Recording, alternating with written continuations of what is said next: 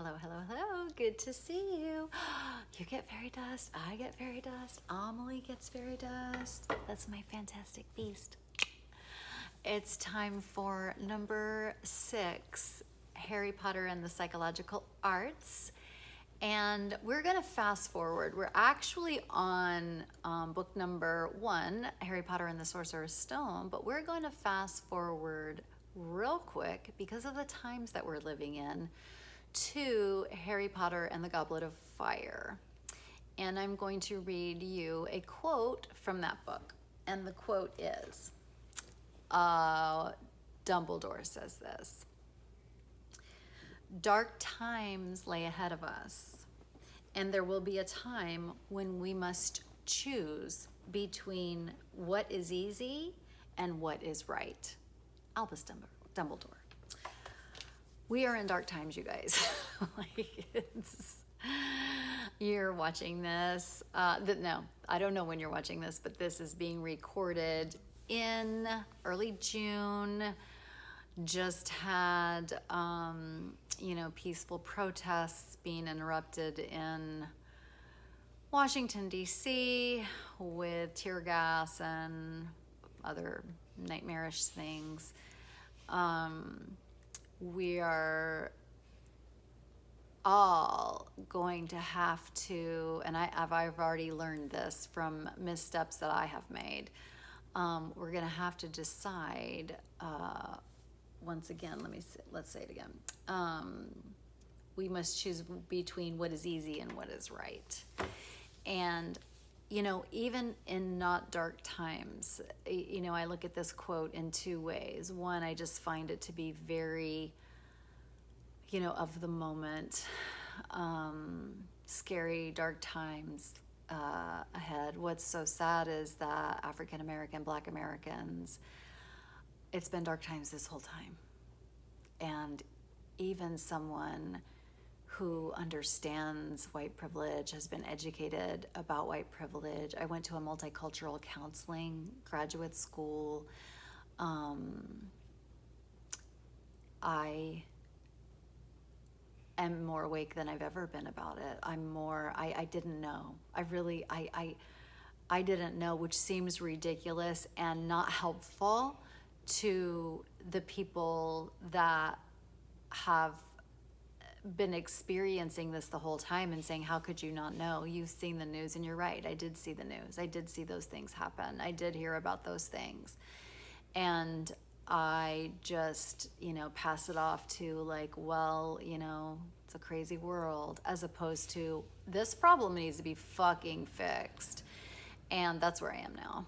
And there's no reason. I mean, maybe there's a time for us to have a moment of feeling bad or guilty, but now is not that time. Now is the time for problem solving and being a part of the solution as opposed to a part of the problem.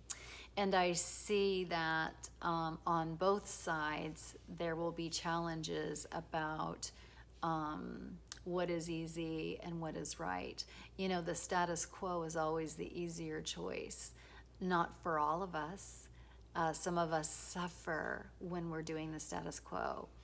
But here we are, and in these times. So I don't know when you're going to watch this, but we're in the midst, again, June 2020, in the midst of protests. There's been a protest in all 50 states now, and coronavirus, and just seeing how that's going to play out now that a lot of us are headed back to the workplace. So it is dark fucking times. The other thing I want to say is, if it's not dark times, if things are lighter, things are easier now, at the time where you're watching this, the dark times for us, this quote is actually extremely important when it comes to our mental health. I don't know about you, but I spend most of my life in fucking dark times. And what is easy, in my case, was binging and purging, versus what is right a full, no holds barred, I'm gonna be fucking sober no matter how much it hurts, no matter how hard it is, that's the right choice. And so I, you know, as far as depression, my depression, bitch, dark times since the jump. Just being sad and being an existential bitch since childhood. What's the point of all this? That's dark. That's dark times for me. I've been through plenty dark nights of the soul. Those are also dark times. And what is easy and what is right. It used to be a time in my life where self-care actually wasn't easy, but it was the right thing to do, and I resisted it. Self-love wasn't easy, but it was right, and so I didn't do it. So it was easier not to love myself, is what I'm trying to say. That was the status quo. That was the dark times. So this quote is so fucking resonant. It resonates with us because we have all had the dark times. And you are watching this in the future, again, not in this zeitgeist, that you have been through these dark times. You've had this. You've lived through a pandemic. You have lived through unrest in our country. And you have lived through witnessing now several's a ridiculous word, countless Black Americans, African Americans, murdered by police and other people, just fucking citizens that also weren't punished for murder of another human. That isn't gonna fly anymore. And none of us are gonna let that pass anymore. Some of our not easy and not right, again, in dark times that are real and external that we can see, are, our integrity might lie in do no harm, harm no one else. All people are sacred. All people are worthy. And that maybe the political issue, maybe the history of your politics is flying in the face of something that you understand and know. And it's easy to turn a blind eye. It's easy to, and I do mean both sides. I have made a mistake in this, and I did a knee-jerk reaction, and I put my thoughts online, and I hurt people with it, and I truly regret it. It wasn't that what I said wasn't that I didn't believe it when I wrote it, or that I still don't believe it, but there was a better way for me to do it, and I'm called to a higher standard than just giving my, reflexive from a dark or upsetting or angry place.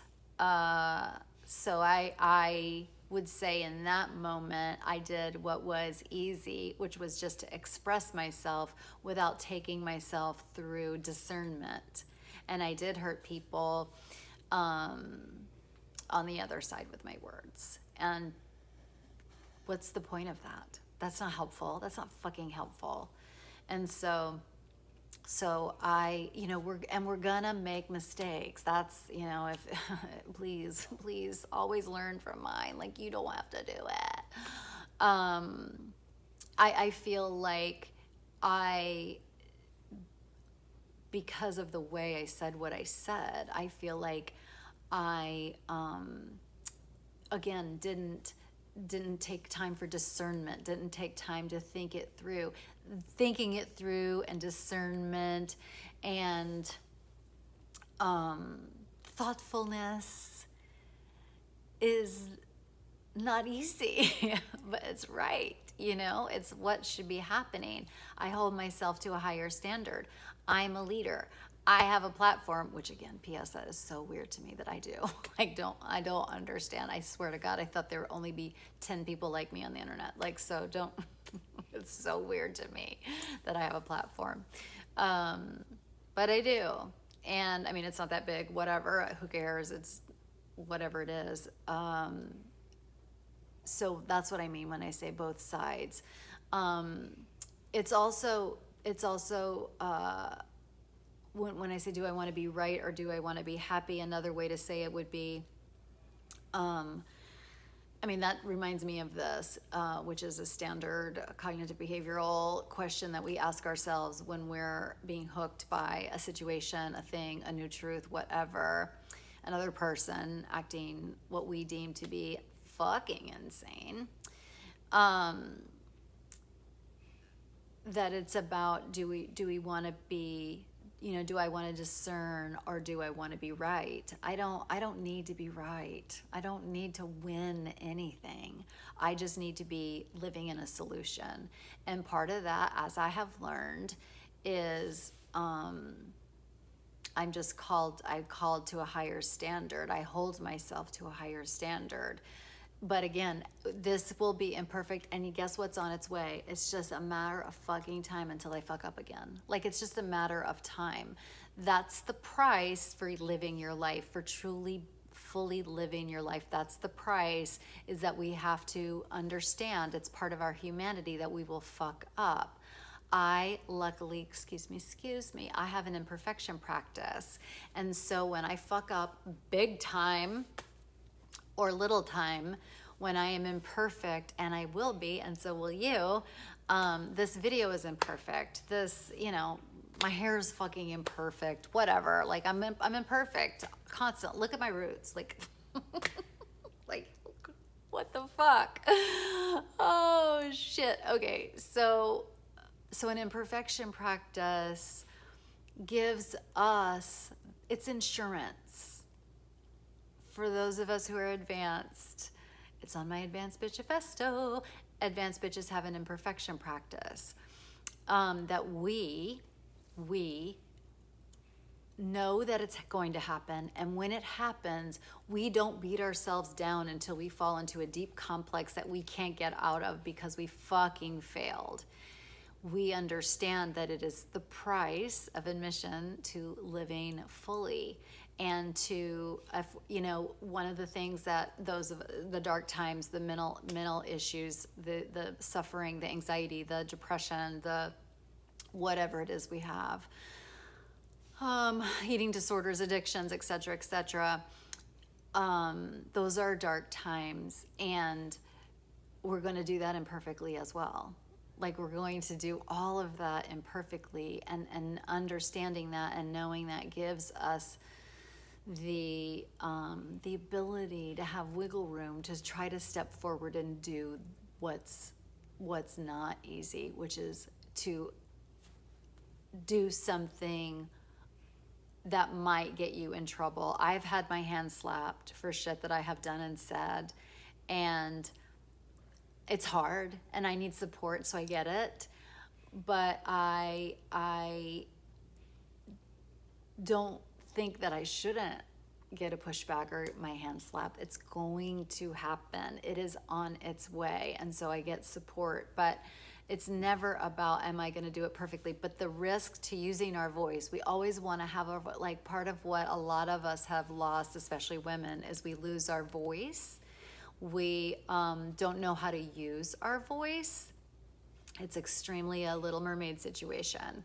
Like, they want to take our voice. The inner saboteur wants to take our voice. The people that we were raised with, or our society or socialization, wanted to take our voice. The pickle is, once we start using it, we're going to fuck up because we're not used to using it. And again, the imperfection practice is on its way. So when we read Dumbledore's wise words, let me read them again. I want to quote him exactly. Dark times lie ahead of us, and there will be a time when we must choose between what is easy and what is right. And for those of us who are on the path of being an advanced bitch, like, that's what we've signed up for. That's on the contract. Like, that's what we're gonna do. That's what we're going to do.